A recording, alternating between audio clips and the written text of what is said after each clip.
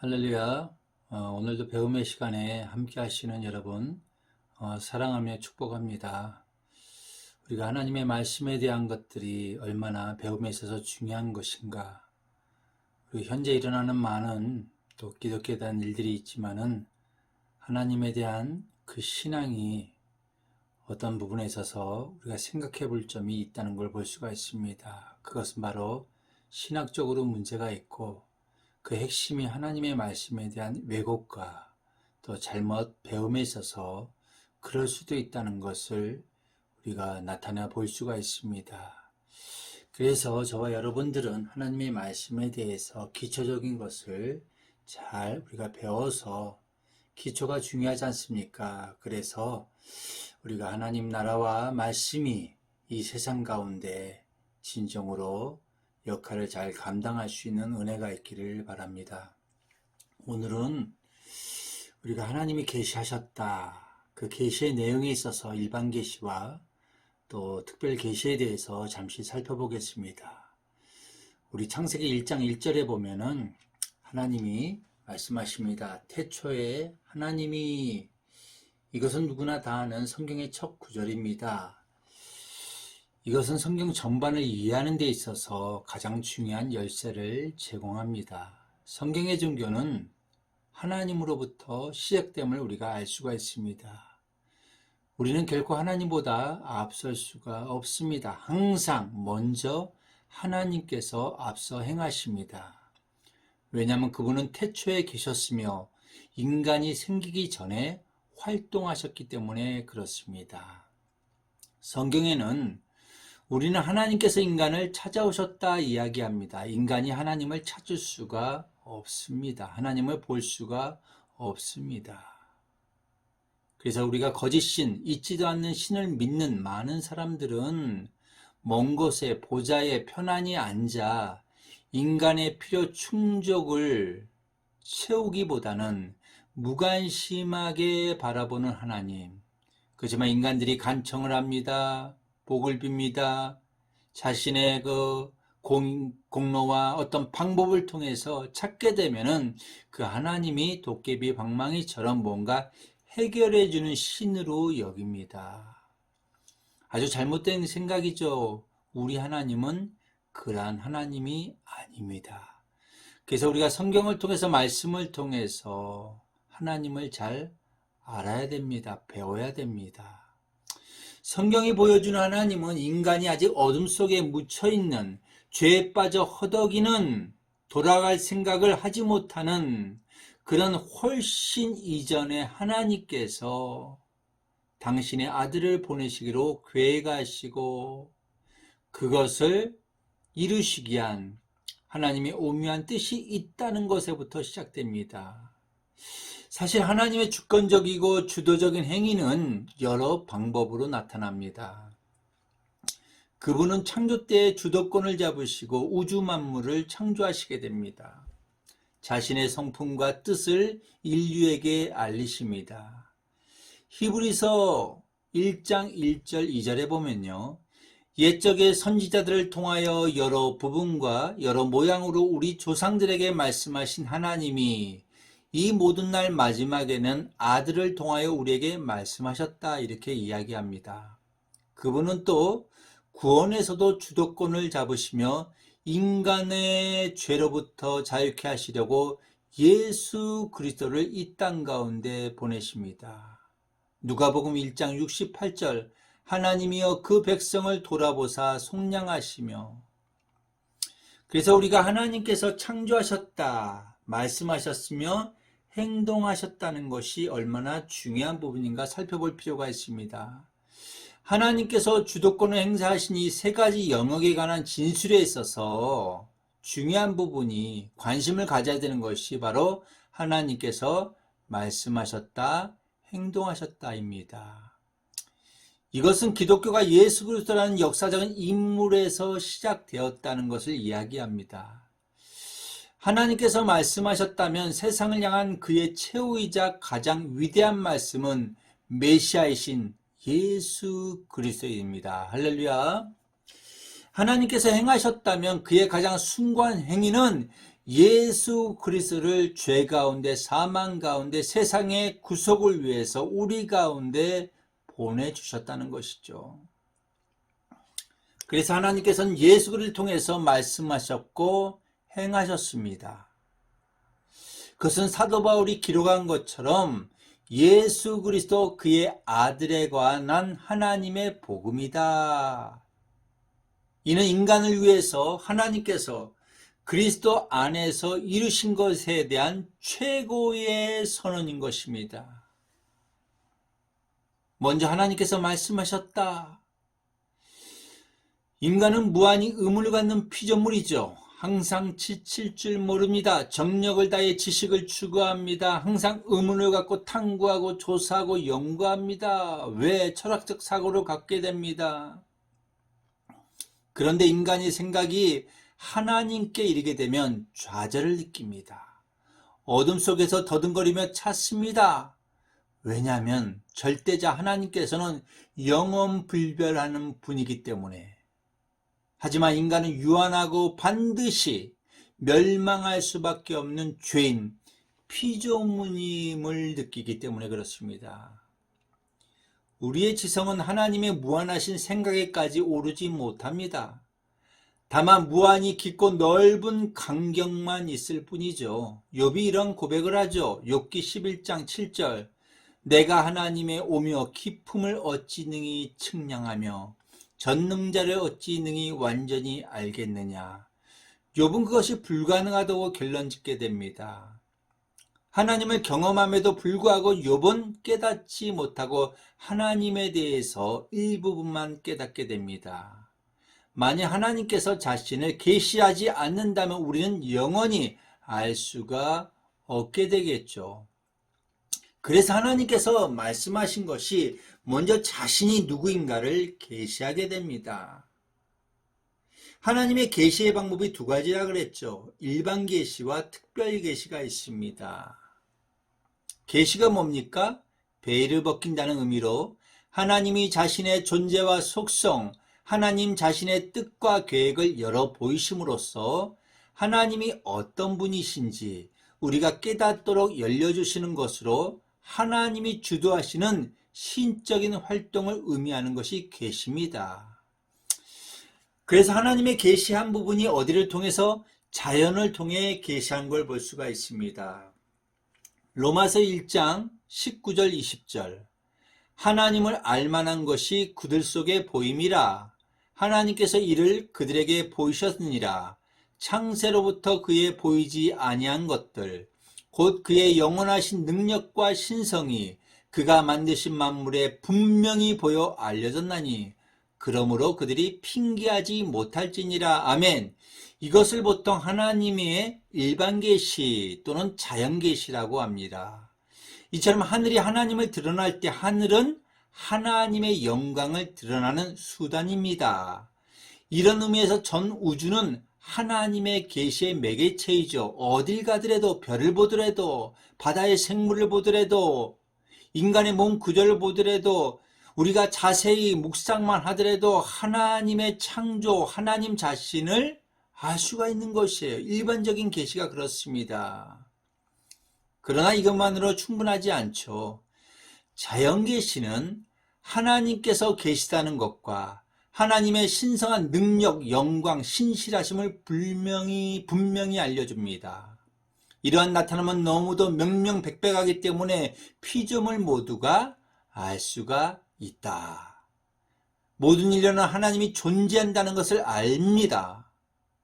하지만 무신론자는 사실에 대한 무조건적인 부정, 하나님에 대한 불신이 있습니다.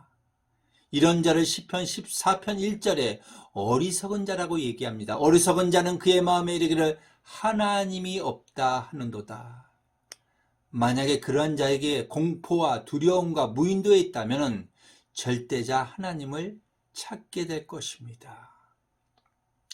성경은 온 땅에 하나님의 임재가 우리를 사방으로 둘러싸고 있다고 이야기합니다. 그럼에도 우리는 종종 장님이 됩니다. 기머거리가 됩니다. 우리 길가에 가다가 꽃을 보면 꽃향기를 맡게 됩니다. 그 꽃의 구조, 꽃이 어디서부터 왔고 향기 이상의 것이 있다는 것을 알게 될 때 하나님의 오묘하신 그 광대하신 은혜를 깨닫게 됩니다. 그러므로 자연에 나타난 하나님의 영광을 인식할 때 우리는 하나님의 계시와 접촉하게 됩니다. 하나님의 영광은 자연을 가득 채우고 자연 속에서 자연을 통해서 지금도 나타내고 계십니다. 하나님은 또한 사람의 마음에 직접 자신을 알려줍니다. 계시합니다. 이것이 직접 일반 계시라고 하죠. 사도 바울은 우리 마음에 새겨진 하나님의 법에 관한 이야기를 합니다. 그리고 존 칼빈은 모든 사람의 마음속에 하나님께서 심어주신 신성에 대한 인식을 말하고 있습니다. 사람의 마음속에는 자연적인 직관으로 분명하게 판단할 수 있는 신성에 대한 인식이 존재하며 그것은 하나님의 뜻대로 모든 인간에게 부여된 것이며 하나님께서 끊임없이 새롭게 하시며 때로 확장시키는 인식이다. 한마디로 우리가 세계 어느 곳에 가든지 일종의 종교적 활동, 문화 속에 다 있는 것을 볼 수가 있습니다. 한마디로 인간은 부정할 수 없는 종교적인 존재라고 하는 것이 드러납니다. 하기야 모두가 미신적이지만 말입니다. 그러나 미신적인 것조차 하나님에 대한 우리의 선천적인 지식이 왜곡될 수 있는데도 불구하고 말살할 수 없다는 것이 증명하고 있는 것이 바로 하나님에 대한 계시죠. 하나님에 대한 인식입니다.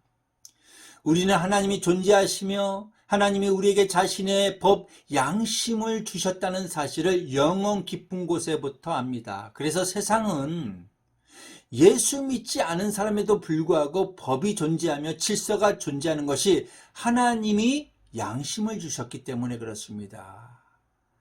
그냥 그 사람들 중에서 양심에 화인받은 사람이 있습니다. 병든 사람이 있는 것도 사실입니다. 하지만은 하나님은 양심을 통해서 세상의 질서를 이끌어 가시고 섭리하는 걸 볼 수가 있습니다. 이거 하나만 보더라도 하나님이 계시다는 사실입니다.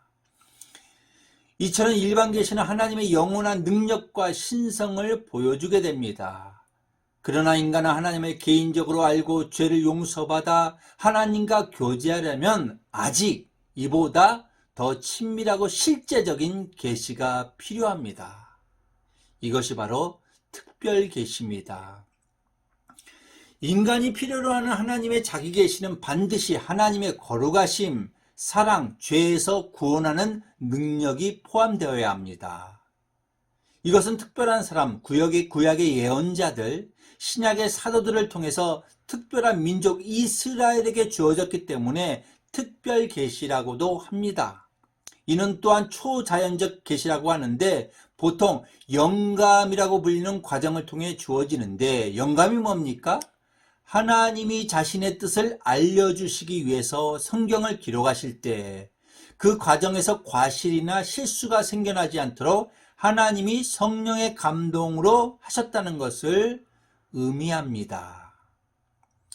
그래서 하나님의 아들 예수 그리스도가 그가 하신 일 속에서 나타나는 것을 볼 수가 있습니다. 성경이 이 계시를 설명하고 기술하는 방법이 바로 하나님께서 말씀하셨다로부터 시작됩니다. 우리가 다른 사람의 말을 할 때 그의 마음속에 있는 것을 가장 잘 알 수가 있습니다. 우리는 말을 통해 마음을 표현합니다.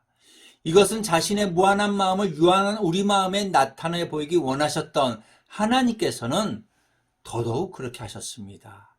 하늘이 땅보다 높음 같이 하나님의 생각이 우리 생각보다 높으므로 하나님께서 생각을 말로 표현해 주시지 않는 한 우리는 그것을 결코 알 수 없기 때문입니다. 그래서 많은 예언자들에게 주의 말씀이 임하시게 됩니다. 마침내 예수 그리스도가 이 땅에 오신 것입니다. 요한복음 1장 1절 말씀이 육신되어 우리 가운데 거하셨다. 말씀이 오셔야지, 예수가 오셔야지 하나님을 아는데 그 하나님이 임하셨다는 것입니다. 할렐루야. 사도 바울도 이와 비슷한 말을 고린도 교회에 합니다. 하나님의 지혜에 있어서는 이 세상이 자기 지혜로 하나님을 알지 못하므로 하나님께서 전도에 미련한 것으로 믿는 자들을 구원하시기를 기뻐하셨도다. 하나님을 알게 하는 것은 인간의 지혜가 아니라 하나님의 말씀 전도를 통해서이죠. 인간의 이성이 아니라 하나님의 계시를 통해서 성령의 조명을 통해서 깨닫게 하시는 것이죠. 그래서 하나님께서 말씀하시고 두 번째로 하나님께서 행하십니다. 기독교의 복음은 하나님께서 말씀하셨다는 선언에서 끝나지 않아요. 복음은 하나님께서 행하셨다는 것에 증명합니다. 하나님께서는 이 두 가지 방법으로 주도권을 가지고 행하신 것은 인간 때문에, 인간을 사랑하시기 때문에, 하나님이 나를 사랑하셨기 때문에 그렇게 하신 것입니다. 우리 인간은 무지하게도 하지만 또한 죄에 빠집니다. 그러므로 하나님께서 자신을 보여주셔서 우리의 무지를 몰아내는 것만으로 불충분하지요. 행동을 하셔서 우리를 죄에서 구원하시기까지 자비와 긍휼을 베푸십니다. 그래서 하나님께서는 구약시대부터 몸소 구원하시기 시작했습니다. 아브라함을 갈대아 우르에서 부르셔서 그와 그 후손들의 한 민족을 이루게 하십니다. 애굽의 종살이에서 건져내십니다. 시내산에서 그들과 언약을 맺으시고 광야를 거쳐 약속의 땅으로 인도하셨습니다. 그들을 특별한 백성으로 이끄시고 가르쳤습니다. 그러나 이 모든 것은 그리스도를 통한 구속이라는 더 위대하신 행위를 위한 준비에 불과했습니다. 사람들에게 필요했던 것은 애굽의 종살이나 바벨론의 포로 생활로부터의 구원이 아니라 바로 죄로부터의 구원입니다. 이것이 바로 그리스도가 오신 주된 목적 이유입니다. 그는 구세주로 오셨습니다. 이름을 예수로 하라. 이는 그가 자기 백성을 저희 죄에서 구원할 자이십니다. 그는 양떼로부터 떨어져 나간 길 잃은 단 한 마리의 양을 끝내는 찾고 많은 목자인 우리 구원자이십니다. 기독교는 구원의 종교입니다. 세계 어느 종교에도 길 잃은 죄인들을 사랑하셔서 찾아오시고 대신 죽으신 하나님이 이 메시지와 견줄 만한 것이 없다는 것을 우리가 깨달아야 됩니다. 그래서 우리가 하나님을 알아야 됩니다. 계시 의존 사상 가운데 있어야 됩니다. 계시의 목적은 하나님이 주신 지식을 깨닫게 하시는 것입니다. 일반 계시는 진행형입니다. 내용은 하나님은 창조이심을 깨닫게 하는 데 목적이 있습니다. 대상은 모든 사람에게입니다. 하지만 특별 계시는 하나님이 구속주이심을 깨닫게 하는 것입니다. 목적이 뭡니까? 택한 사람을 위하고 일반 계시로는 창조주 하나님을 알지만 구원의 하나님으로는 알지 못합니다. 특별 계시로는 왜곡 와전되기 때문에 기록 성경이 필요합니다. 성경을 통해서 이성의 죄성의 거듭남을 통하여 알아됨을 깨닫게 되는 것이죠. 계시의 진리가 사실인지 여부가 우리의 체험에서 검증되어야 됩니다. 하나님의 말씀의 중심, 하나님이 그래서 말씀을 읽고 묵상하고 연구하고 이것이 맞는지 안 맞는지 끊임없이 노력해야 됩니다. 그럴 때 우리가 신앙이 자랍니다. 말씀의 분별력을 갑니다. 세상에 어려운 일이 오고 세상에서 이해하지 못하는 상 가운데 있을 때도 하나님의 말씀의 기준 가운데 이겨나갈 수 있는 근본이 됩니다. 그 하나님, 그 예수의 영이 우리 가운데 함께 하시기 때문에 우리는 승리할 줄 믿습니다. 그러한 은혜와 사랑과 축복이 여러분의 상 가운데 있기를 예수의 이름으로 축원드립니다.